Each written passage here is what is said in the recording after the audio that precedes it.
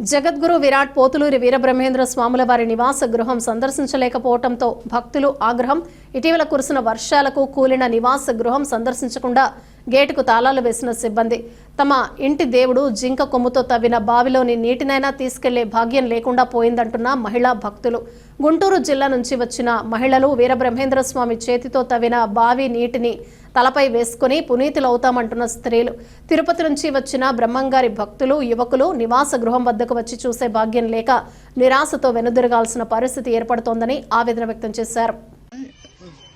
గుంటూరు జిల్లా నుంచి వచ్చాము స్వామి. బ్రహ్మంగారి ఇల్లు అవి చూసి వెళ్దామని వచ్చాము స్వామి. స్వామి దర్శనం చేసుకోని స్వామి. మూతేసి ఉండారు స్వామి. ఆ బావిలో నీళ్ళన్నది కలిసి తీసుకెళ్తాం స్వామి. స్వామి మేము ఎంతో దూరం నుంచి గుంటూరు జిల్లా నుంచి వచ్చాము స్వామి. మేము లోపలికి వెళ్ళి ఆ స్వామిని చూసుకొని ఆ ఇల్లు చూసుకొని కాసి నీళ్ళన్న పట్టుకెళ్ళి మా మీద చల్లుకుంటాం స్వామి. పీఠాధిపతులు తెలియపడగా మేము తిరుపతి నుంచి మా ఫ్రెండ్స్ ని పుత్తూరు నుంచి పిలిపించాము. అదే పనిగా తాళం వేసినారు. బ్రహ్మంగారి ఇల్లు చూడాలని అదే పనిగా మా ఫ్రెండ్స్ వచ్చారు. తాళం వేసి ఉంటే మేము ఎలా చూడాలి?